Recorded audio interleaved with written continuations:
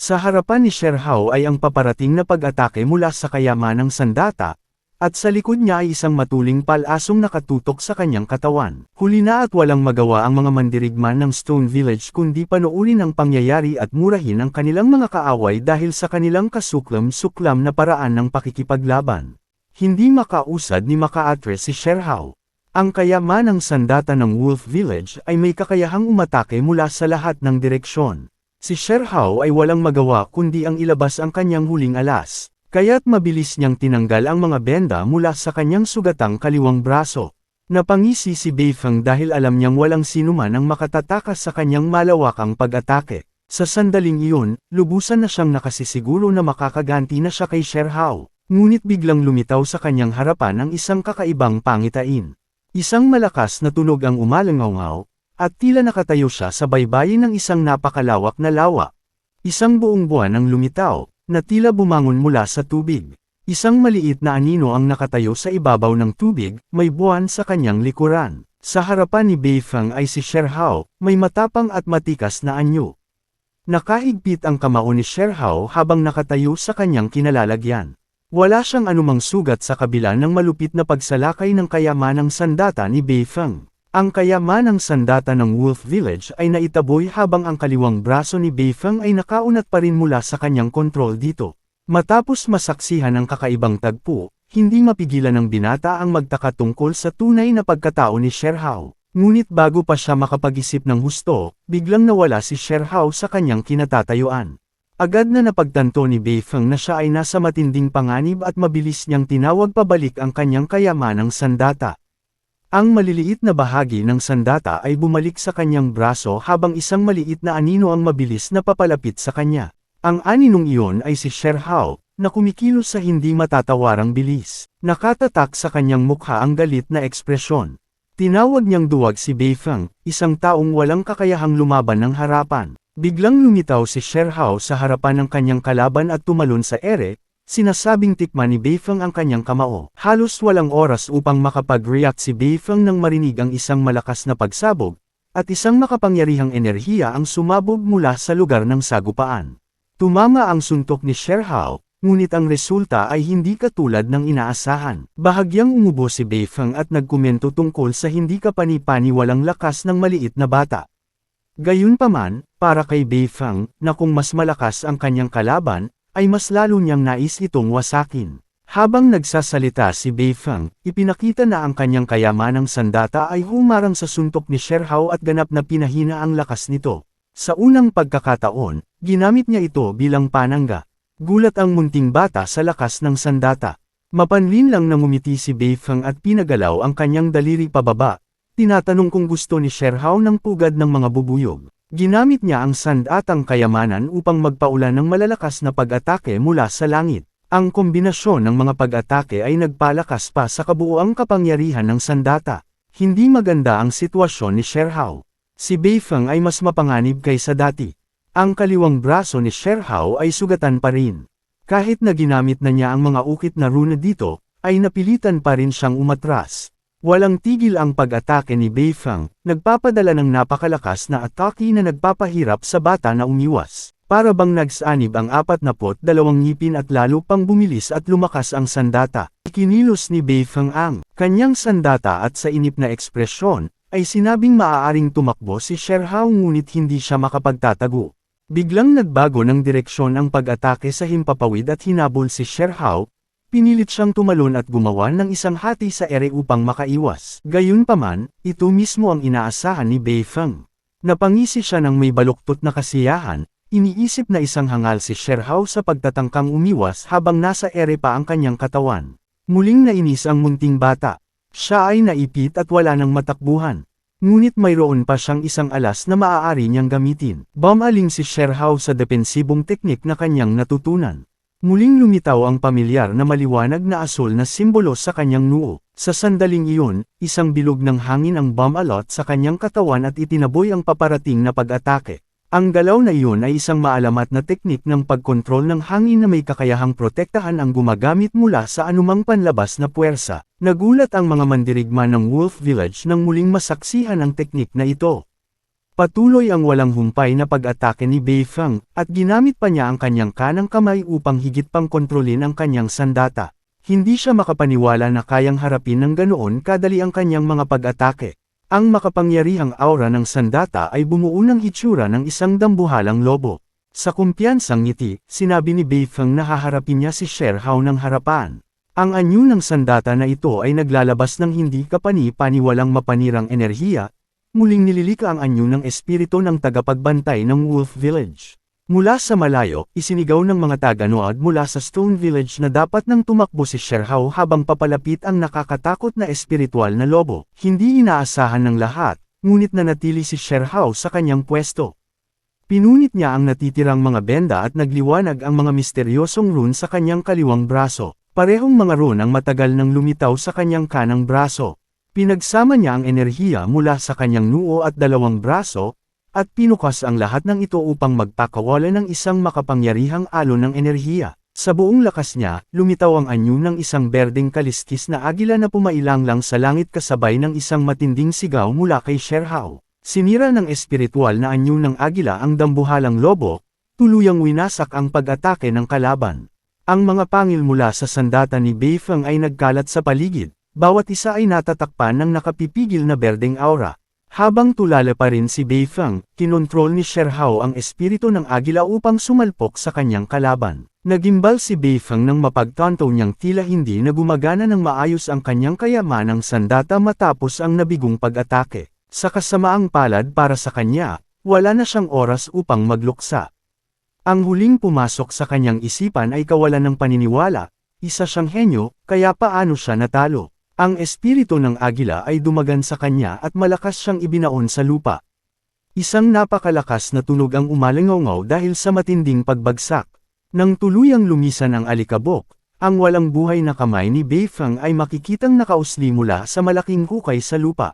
Nang inig ang mandirigma ng Wolf Village sa takot at tinawag ang napatay na henyo, hindi nila matanggap ang nangyari, imposible ito.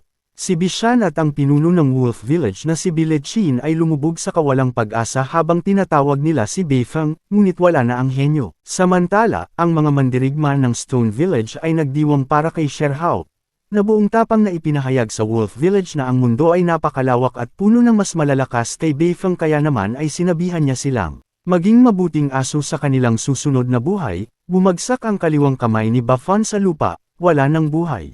Ang 42 pangil na bumubuo sa kayamanang sandata ng Wolf Village ay lumipad patungo kay Sherhao at kusa itong lumutang sa kanyang braso. Hindi na bago ang pagkuha ng sandata ng natalong kalaban, ang kayamanang sandata ay nagpalit ng katapatan matapos matalo ang dating may-ari. Sinuri ni Sherhao ang kanyang bagong sandata at ngumiti ng may kasiyahan. Ang kanyang mga kaibigan, ang maliit na grupo ng mga batang mandirigma, ay sabik na subukan ito at nais makipaglaro. Sama-sama silang nagdiwang kasama ang buong Stone Village. Isa na namang tagumpay para sa kanilang nayon.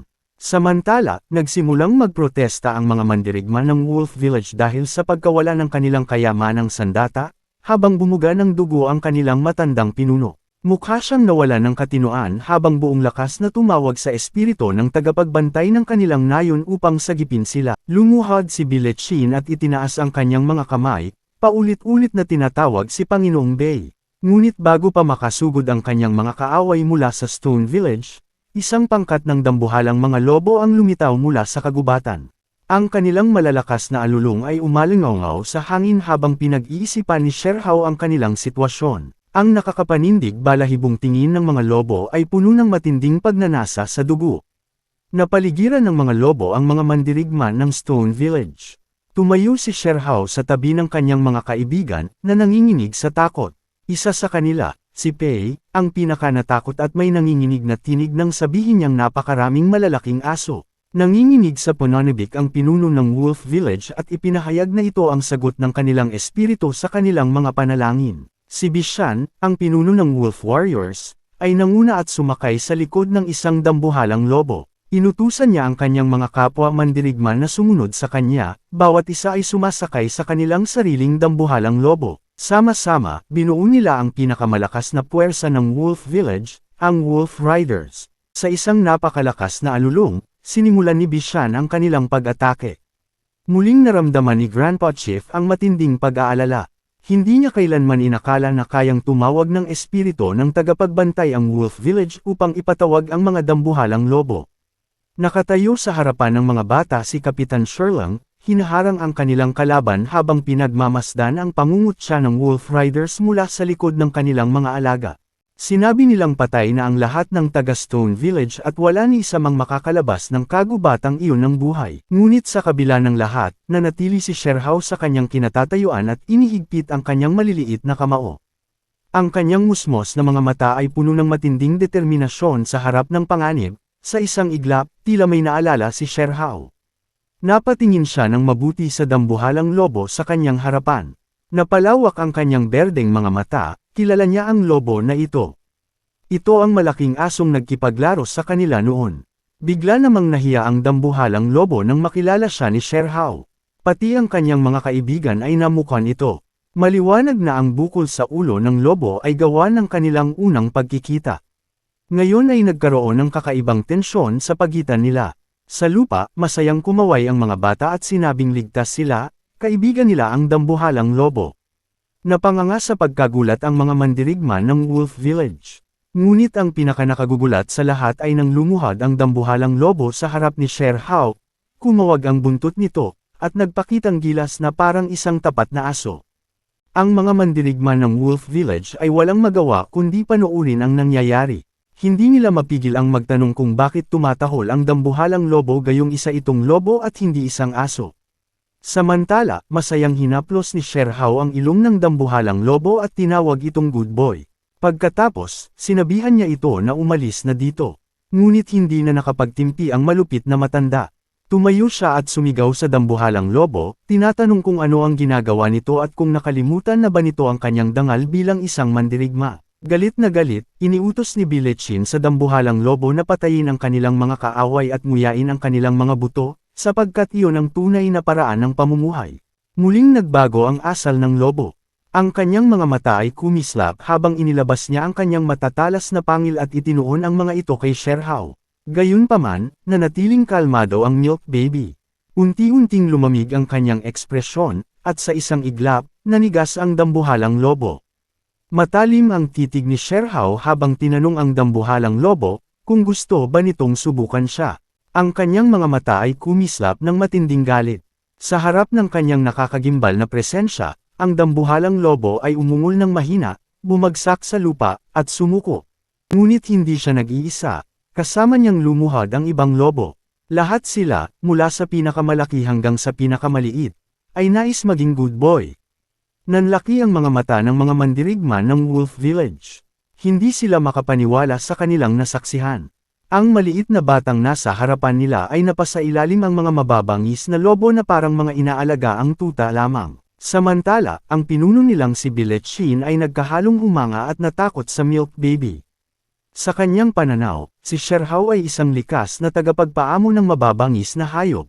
Sa kalayuan, isang nakakayanig na dagandong ang yumanig sa kabundukan. Kasabay nito, isang makapal na alikabok ang pumailan lang mula sa paanan ng mga bundok. Sa isang sulyap pa lamang, agad na kinilala ni Grandpa Chief ang napakabigat na mga pagyanig. Alam niya kung ano ang ibig sabihin noon, isang stampede ng mga halimaw ang paparating. Tulad ng ipinahihiwatig ng pangalan nito, ang isang stampede ay isang marahas at hindi mapipigilang pagtakbo ng napakaraming halimaw, wawasakin ang lahat ng madadaanan nito. Ngunit alam din ni Grandpa Chief na hindi ito basta-bastang nangyayari. Ang isang nilalang na mas makapangyarihan kaysa sa lahat ng mga hayop na iyon ang siyang dahilan kung bakit naganap ang stampede. At tama ang kanyang hinala. Isang nilalang ang lumitaw sa unahan ng rumaragas ang hukbo ng halimaw. Isang matanda at matalinong lobo, ngunit sa halip na mga pangharap na paa, nagtataglay ito ng isang pares ng malalakas na pakpak. Walang iba ito kundi ang guardian spirit ng Wolf Village, ang Millennium Wolf. Mabilis namang napamura si Kapitan Sherlang nang makita ito. Napagtanto niyang matagal nang nagplano ng lihim ang espiritong lobo. Ngayon ay wala nang duda kung bakit hindi ito nagpakita ng mas maaga. Isang mandirigma ng Stone Village ang nagsabi ng may pag-aalala, sa bilis ng pagdating nila, lahat tayo'y malilipol, pati na rin ang mga mandirigma ng Wolf Village, ang guardian spirit ay tunay ng isang baliw na halimaw. Subalit hindi iyon ang pananaw ng mga mandirigma ng Wolf Village. Sa halip na matakot, buong sigla nilang sinalubong ang kanilang pinuno. Dumating na si Lord B upang iligtas tayo. Sigaw ng isa sa kanila. Hindi nag-aksaya ng oras si Grandpa Chief. Agad niyang inutusan sina Kapitan Sherlang at Sherhao na ihanda ang kanilang mga itinatagong sandata, ang makapangyarihang mga sandata ng kanilang mga ninuno. Samantala, sinamahan ng mga Wolf Rider ang kanilang pinuno sa pagsalakay, sabik na durugan ang kanilang mga kaaway. Sa harapan ng nagngangalit na hukbo, lumipad ang Millennium Wolf nang may nakapanghihilakbot na presensya, ngunit hindi natinag si Kapitan Sherlang. Tumindig siya at sinabi, ang sandata ng ating mga ninuno ay maaari lamang gamitin sa mga pinakadesperadong sandali. Dahil kung hindi, mag-aaway ang mga dakilang tribo upang ito'y makuha. At dahil dito, isang bagay lang ang tiyak, kailangan nilang tapusin ang labanang ito sa isang iglap, upang walang makalabas na impormasyon tungkol sa kanilang kayamanan. Kasabay ng kanyang mga salita, isinagawa ni Kapitan Sherlang ang kanyang plano. Sa isang iglap, isang kislap ng liwanag ang bumalot sa kanyang katawan. Mula sa kanyang palad, lumaganap ang isang kumpol ng matitingkad at lumiliwanag na ugat patungo sa kanyang braso.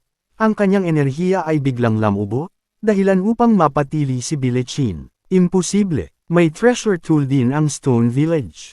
Ang epekto ng sandata ng kanilang mga ninuno ay nagpakita ng isang nakakamanghang pagbabago sa katawan ni Kapitan Sherlang. Lumaki ang kanyang katawan, at sa isang iglap, naging isang higanting nilalang ang kapitan, nababalot sa nakasisilaw na liwanag. Napansin ito ng Millennium Wolf, ngunit bago pa ito makakilos, isang malakas na alon ng enerhiya ang namuo sa pagitan ng mga palad ng kapitan. Isang matandang anino ng isang sinaunang halimaw ang bumalot sa kanya, at sa isang iglap, pinakawalan niya ang nakamamatay na enerhiya patungo sa paparating na hukbo ng halimaw. Sa isang iglap, naglaho ang nangungunang hanay ng stampede. Ang lupa ay niyanig ng pagsabog, at ang mga natitirang nilalang ay napuno ng takot, hindi na makausad. Si Bilechin ay napamura, hindi makapaniwala sa kanyang nakita. Hindi maaaring mangyari ito. Ang Stone Village ay may ganitong klase ng kapangyarihan. Habang ipinagdiriwang ni Sherhao ang hindi kapani-paniwalang lakas ng kanyang tiyuhin, isang bagay ang napansin niya, ang Millennium Wolf ay hindi man lang nasaktan. Lumutang ito sa kalangitan, ang mga matay nag-aapoy sa kulay dugo. Tumawa ito ng mapanghamak. Hindi mo ba alam, tao, kahit gaano kalakas ang iyong pag-atake, wala itong silbi kung hindi nito tatama sa tamang target. Dahan-daang bumagsak ang katawan ni Kapitan Sherlang. Halata sa kanyang itsura ang matinding pagkapagod. Sinubukan niyang pigilan ang matinding epekto ng paggamit ng sandata, ngunit halatang hindi niya na kaya pang ipagpatuloy ito. Ang halimaw na ito, naghihintay lang siya na mapagod ako. Napakuyong siya ng kamao, ngunit si Sherhao ay tila hindi natatakot. Sa halip, napangiti siya ng may kapilyuhan. Mabilis niyang inilabas ang kanyang ninakaw na treasure tool mula kay Beifeng. Nagalit ang mga mandirigma ng Wolf Village nang makita ang kanilang ipinagmamalaking sandata sa kamay ng Milk Baby. Ngunit sa halip na magalit, mas lalo pang nilaro ni Sherhao ang kanyang pang-aasar. Iwinagayway niya ito sa harap ng Millennium Wolf, habang sinasabi, ano, gusto mo bang kunin ito, kunin mo kung kaya mo. Ngunit tila hindi naapektuhan ang lobo sa pang-iinsulto. At dahil dito, nagpasya si Sherhao na itodo na ang kanyang pangungutya. Hui Bei, wala ka bang tapang, sigaw niya. Hinawakan niya ang isang pangil gamit ang kanyang mga daliri at kunwaring inamoy ito na may matinding pagdududa. Hindi na ako nagtataka kung bakit amoy bulok ito. Hindi pa siya tumigil. Isang matandang asong walang harapang mga paa ang nagpupumilit magyabang. Biglang may sumingit sa likod ni Sherhao. Sa totoo lang, sobrang tanda mo na kaya siguro bumigay na ang harap mong mga paa. Ngunit bago pa manila matapos ang kanilang panunukso, isang nakakagimbal na eksena ang naganap. Sa isang iglap, bumagsak mula sa kalangitan ang Millennium Wolf, tulad ng isang nagliliyab na bituin. Diretso itong sumugod kay Sherhao, tuluyang binaliwala ang kapitan. Subalit nanatiling matatag si Sherhao. Sa halip na matakot, mas lalo pa niyang hinamon ang halimaw. At sa tamang sandali, isang pamilyar na anyo ang lumitaw mula sa likod ng Millennium Wolf. Ang green-scaled eagle, bumangon mula sa bingit ng kamatayan. Ngayon, ang lobo ay napaligiran na. Sa isang panig, si Tia Agila.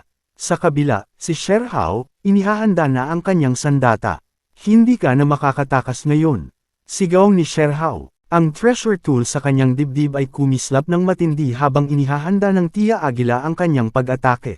Biglang lumitaw ang mahiwagang sinaunang mga simbolo at bumuo ng mga paikat na hugis sa paligid ng Milk Baby. Ang kanyang mga mata ay puno ng determinasyon habang inihahanda niyang tapusin ang laban na ito. Noong paparating pa lamang ang stampede mula sa malayo, inutusan na ni Grandpa Chief sina Kapitan Sherling at ang batang mandirigma na ihanda ang kanilang mga sinaunang sandata. Ipinaliwanag ng kapitan kay Sherhao na may taglay itong potensyal at elemento ng sorpresa dahil hindi kailanman iisipin ng kalaban na isang bata ang nakakaunawa sa banal na mga kasulatan ng buto sa kanyang murang edad.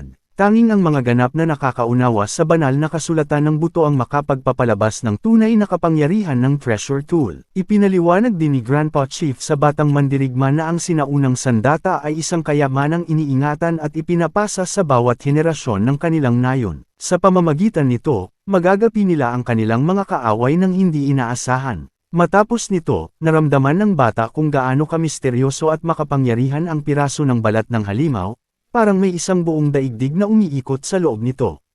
Nagsimula siyang matuwa dahil sa pagmamay-ari niya na ng isang sinaunang kayamanan, ngunit agad siyang pinigilan ng dalawang nakatatanda sa kanya. Hindi nila maaaring ipaalam sa iba ang kanilang lihim na alas.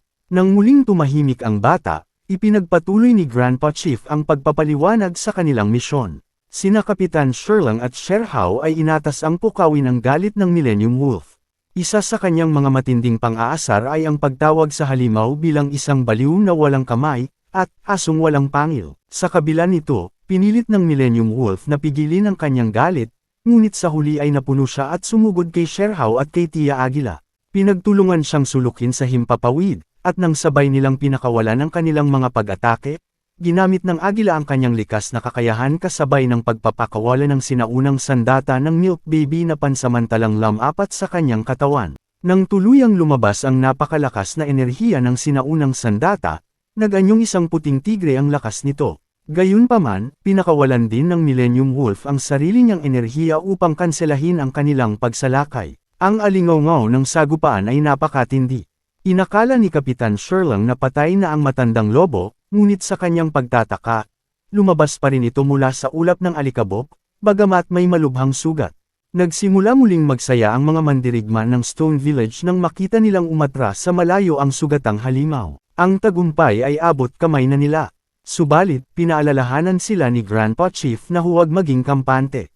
Ipinaliwanag niyang ang isang sugatang halimaw na napalibutan ay lalo pang nagiging mas mapanganib. Habang sinasabi niya ito, biglang bumaling ang mababanggas na mata ng mga halimaw sa stampede patungo sa mga mandirigma ng Wolf Village. Dali-daling napagtanto ng mga mandirigma ng Wolf Village na wala na sa kanilang kontrol ang mga halimaw, at ang maaaring mangyari ay isang trahedya. Samantala, pinangunahan ni Vice Kapitan ang iba pa upang umatras. Ang ilan sa mga taga Stone Village ay nagbuhat ng mga sugatan, habang ang iba naman ay nagdala ng mahahalagang kayamanang kanilang ipinaglaban. Pinagmamadali sila ng village chief upang mapanatili ang kanilang bilis, dahil hindi pa sila ganap na ligtas. Biglang isang madilim na anino ang dumaan sa ibabaw nila mula sa kalangitan. Mabilis itong bumagsak sa kanilang harapan at humarang sa kanilang daan patungo sa kaligtasan, nagsalita ang halimaw. Isinumpo sila ng Millennium Wolf, hindi pa ito tapos. Nadismaya si Kapitan Sherling dahil halos nasa loob na sila ng hangganan ng Stone Village. Ang Vice-Kapitan ay nagmuni-muni sa sitwasyon, sa kabila ng matitinding sugat, hindi pa rin sumusuko ang halimaw. Naunawaan ng Milk Baby ang sinabi ni Grandpa Chief tungkol sa isang sugatang halimaw na lalong nagiging mabangis. Isang malakas na sigaw ang pinakawalan ng Millennium Wolf. Ipinahayag na wala ni isa sa kanila ang makakauwi ng buhay. Inihanda ni Kapitan Ling Ho ang kanyang sinaunang sandata upang gamitin muli. Sa pinakamainam niyang magagawa, naaktibo niya ito sa loob lamang ng isang saglit. Sinubukan din ng Milk Baby na buhayin ang kanyang sinaunang sandata, ngunit tila hindi ito sapat.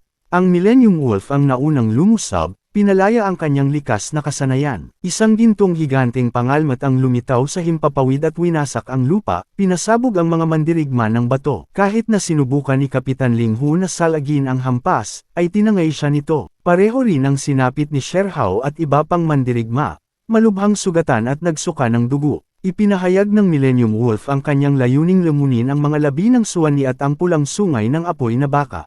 Ipinaliwanag niyang sa sandaling magawa niya ito, hindi lamang gagaling ang kanyang mga sugat, kundi maaabot niya rin ang isang mas mataas na antas ng kapangyarihan. Sa sandaling iyon, nadama ni Sherhao ang kawalan ng pag-asa. Alam niyang hindi na siya maaaring lumaban, ngunit may isang huling pag-asa pa siya. Tinawag niya ang tagapangalaga ng Stone Village, si Willow Tree. Sa kanyang narinig, nag-isip ang Millennium Wolf tungkol sa tagapangalaga ng Stone Village, ang Willow Deity. Tinuwanan niya ang ideya at iniutos sa lahat na sumuko. Ngunit sa gitna ng kanyang pangungutya, biglang gumalaw ang puno ng willow sa sentro ng nayon. Ang nag-iisang baging nito, na tila may buhay ay marahang gumalaw. Muling pinagtawanan ito ng Millennium Wolf. Tinawag ang Diyos ng nayon bilang isang kalbong tuod. Sinabi niyang ang pag-asa nilang iligtas sila ng punong iyon ay isang katawa-tawang biro. Ngunit bago niya matapos ang kanyang pang-iinsulto, isang malakas na dagandong ang yumanig sa paligid. Ang matalim na tingin ng Millennium Wolf ay unti-unting napalitan ng takot. Ang kanyang buong katawan ay nanginig nang masaksihan niya ang tunay na anyo ng Willow Deity. Ang puno ay naglabas ng isang makapangyarihang silweta. Isang nilalang na kayang suportahan ang kalangitan at mamayani sa lahat ng bagay. Nanginginig at pinagpapawisan, napagtanto ng Millennium Wolf na hinarap na niya ngayon ang mismong nilalang na kanyang minamaliit. Ang tunay na anyo ng puno ng willow ay isang bagay na lampas sa imahinasyon ng sinuman, marahang gumalaw ang nag-iisang baging ng puno ng willow. Hindi na kinaya ng Millennium Wolf ang nakabibinging presensya ng Willow Deity at agad siyang lumipad paitaas upang tumakas. Ngunit hindi siya basta makakatakas. Hindi tinawag na Willow Deity ang puno para sa wala.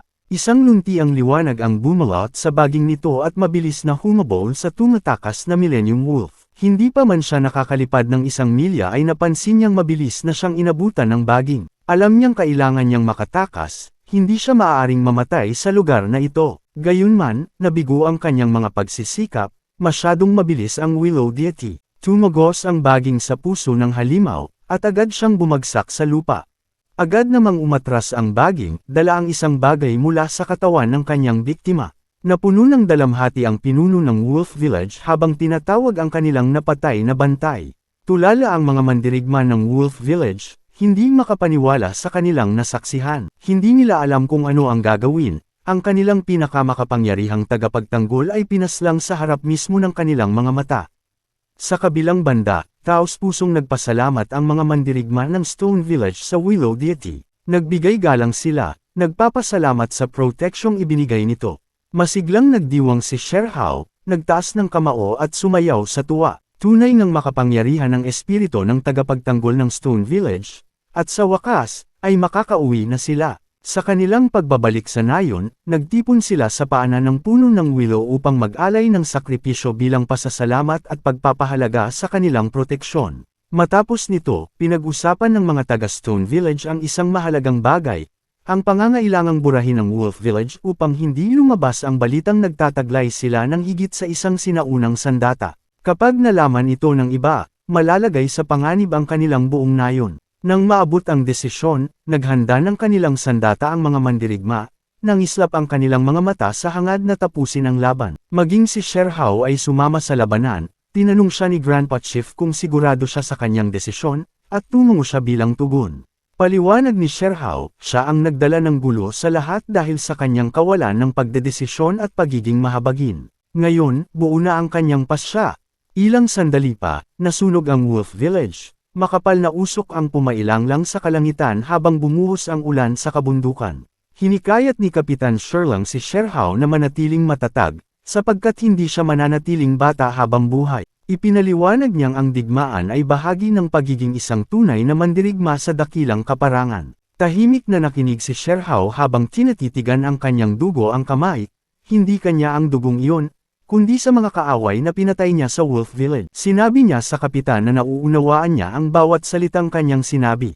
Kung hindi niya kayang lampasan ang pagsubok na ito, hindi siya kailanman magiging isang tunay na mandirigma. Kung hindi niya ito kakayanin, paano niya mababawi ang lahat ng bagay na kinuha sa kanya?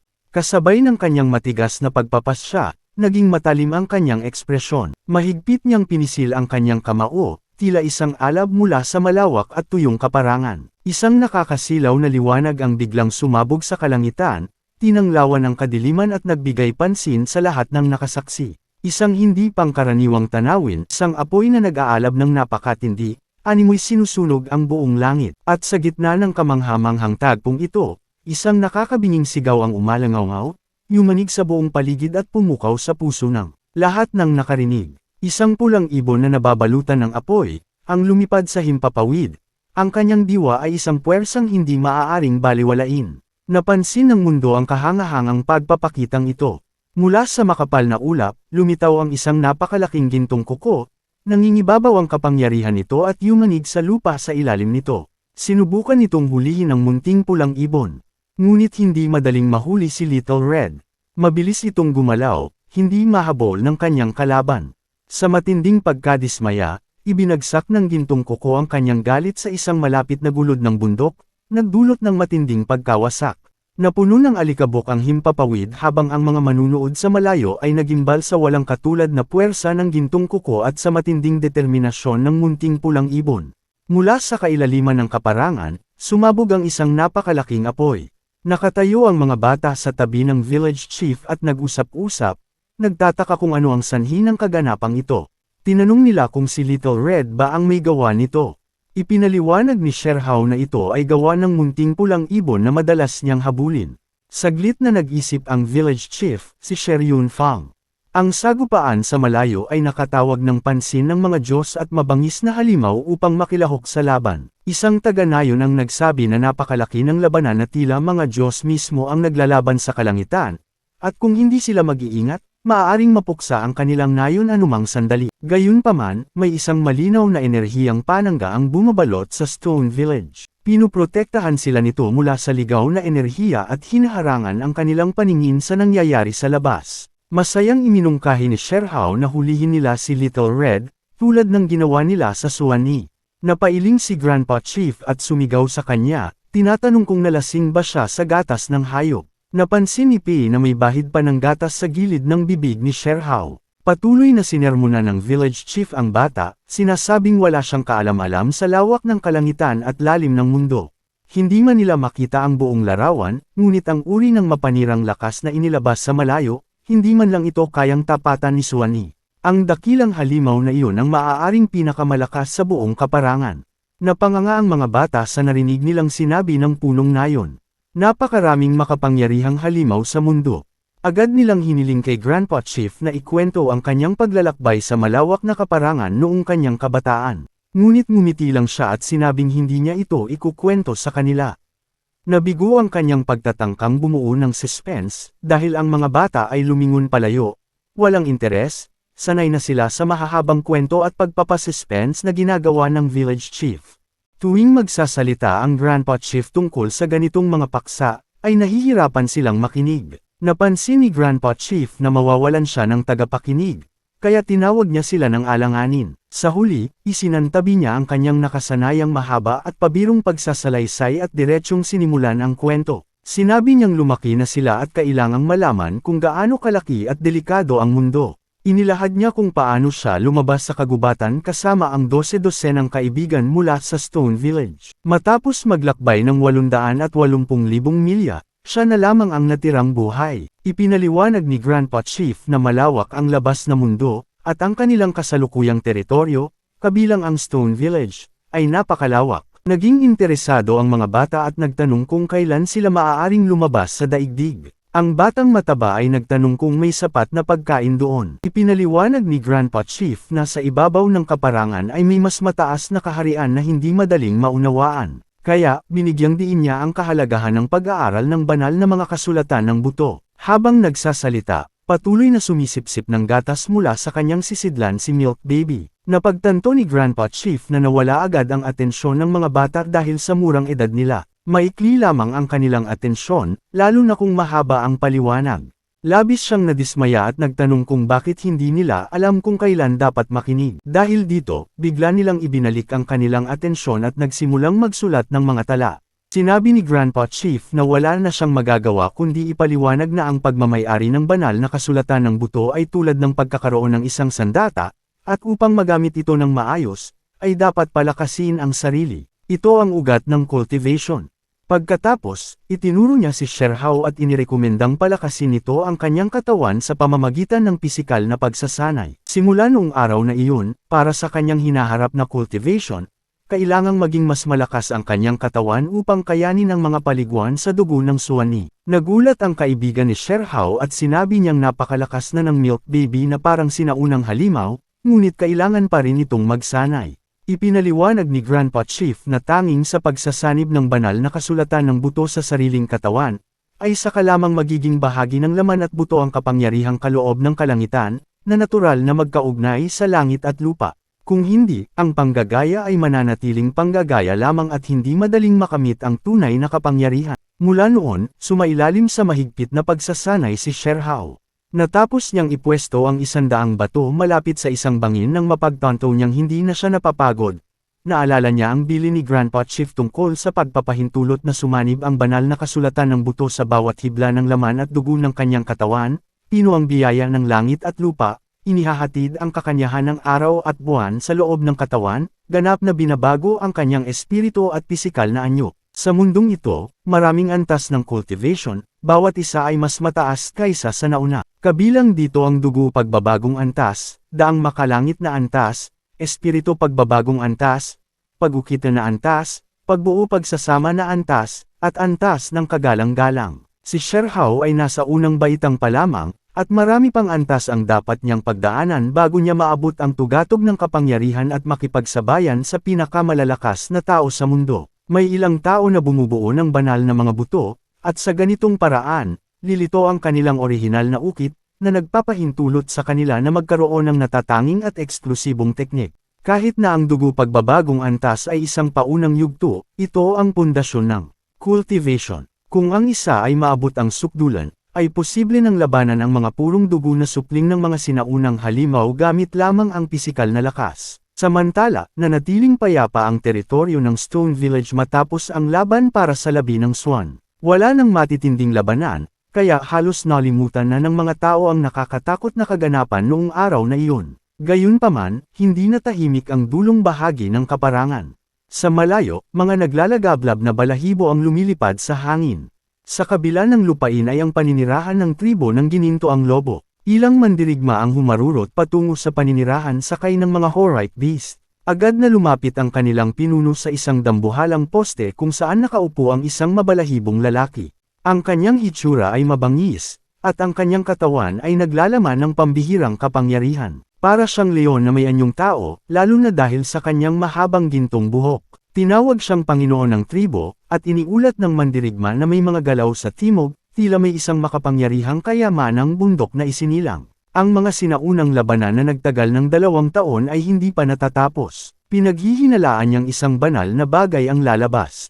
Nagniningning ng bangis ang mata ng Panginoon ng tribo, at ang kanyang mga balintataw ay nagmistulang patalim. Iniutos niyang ipunan ang mga binata ng tribo at dalhin sila sa labas upang makita ang mundo. Sa malayo, may isang malawak na lawa na kasing bughaw ng karagatan. Ang lupain ay may kagandahan. Sa ibabaw ng lawa, ang himpapawid ay puno ng mga isla na parang mga bituin sa langit. Sa nag-aalimpuyong alon, may mga batang nakasakay sa mga dragon ng tubig. Isang dragon ang lumundag mula sa tubig patungo sa mga ulap, kumikinang ang kanyang kaliskis habang pumapaimbulog sa kalangitan. May ilang matatanda sa isang isla sa harap ng isang maringal na palasyo. Isa sa kanila ang nagsalita ng may pagkainis, pinayuhan ng mga bata na huwag magingay dahil isasama sila sa isang paglalakbay upang makita ang ibang henyo sa labas ng mundo. Isang mayabang na bata ang sumagot, sinasabing dati na silang nakatagpo ng isang makapangyarihang henyo ngunit madali nilang natalo ito. Kung hindi lang ito nakatakas gamit ang kanyang nagliliyab na unicorn,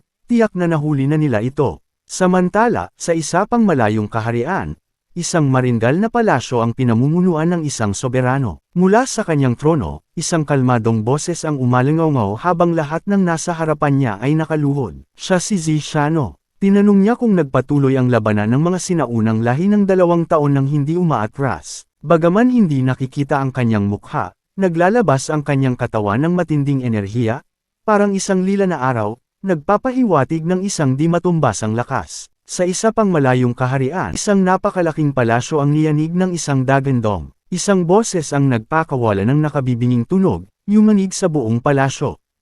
Ang tunog ay yumanig sa maraming nakabaluti ang sundalo. Ang soberano ay isang matipunong lalaki, at ang kanyang pangalan ay Leu. Nang malaman niyang kumilos na ang kanyang mga kapanalig, inutusan niya ang kanyang tauhan na kunin ang kanyang mga nakababatang kapatid at tumungo sa dakilang kaparangan. Inutusan niya silang bugbugin ng mga henyo ng lila na bundok kung sakaling mag-cruise ang kanilang mga landas. Ang dagandong ng kanyang tinig ay umalingaw-ngaw sa loob at labas ng bulwagan ng trono. Ilang itim na kidlat ang nagkulumpunan at bumalot sa isang nakakapangilabot na figure. Samantala, sa isang malayong lambak, napapaligiran ito ng maharlikang kabundukan na umaabot sa mga ulap.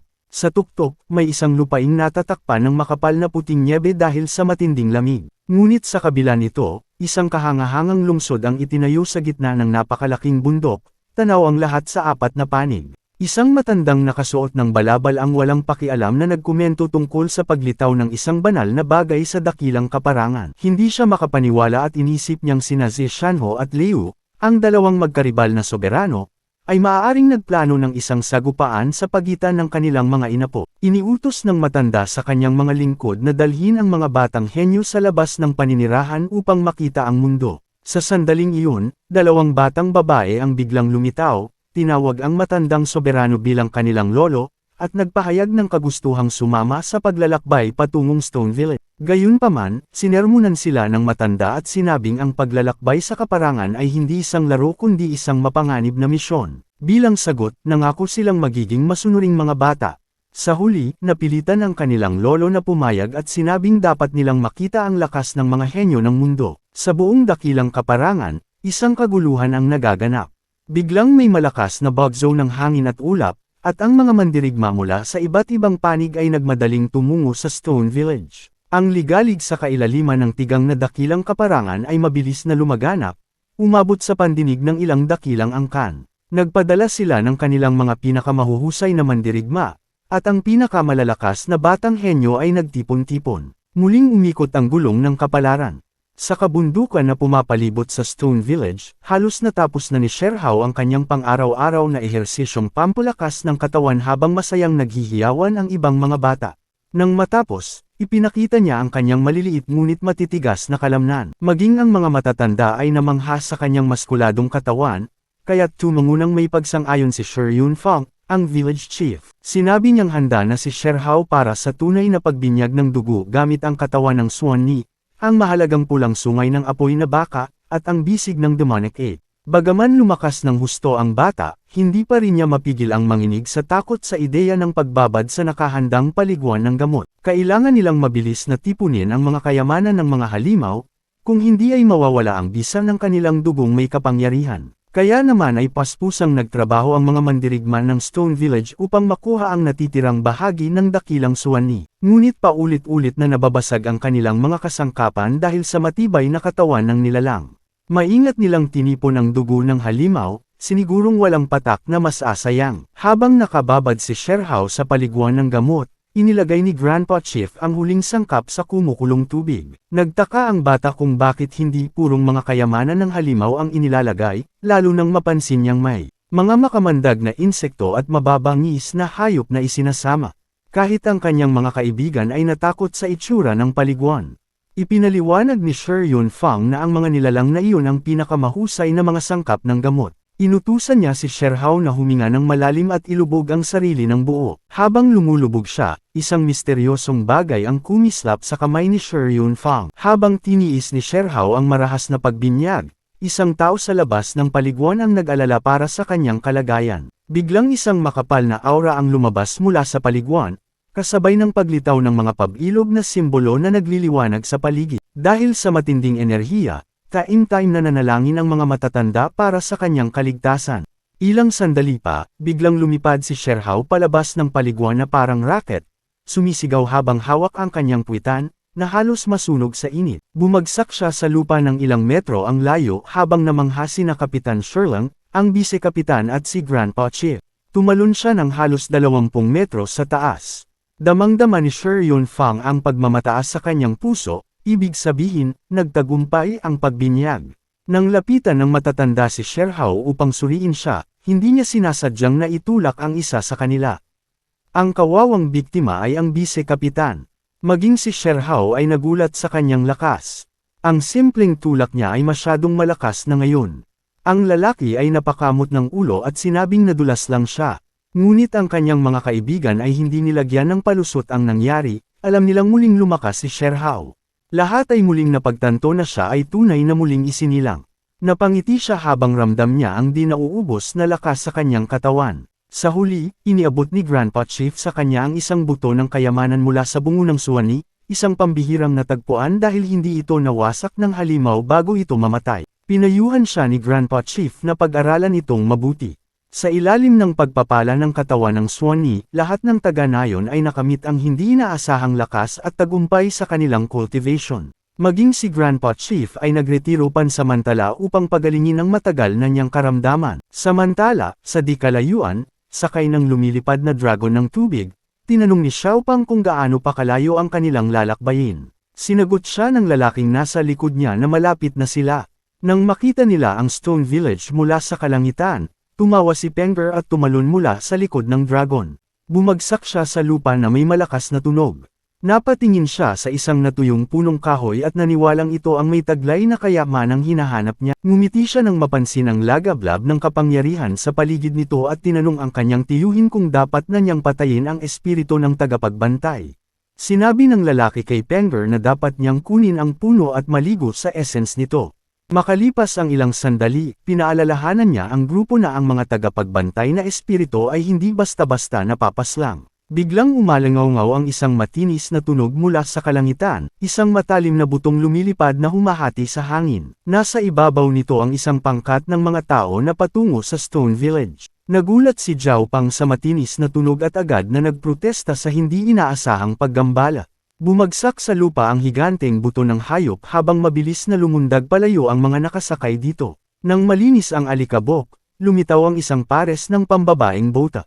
Ang may-ari nito ay walang pakialam na inulit ang babala ng tiyuhin ni Xiaopang. Habang nagsasalita siya, lumiit ang higanteng buto kasabay ng isang kislap ng liwanag at tumalon pabalik sa kanyang palad.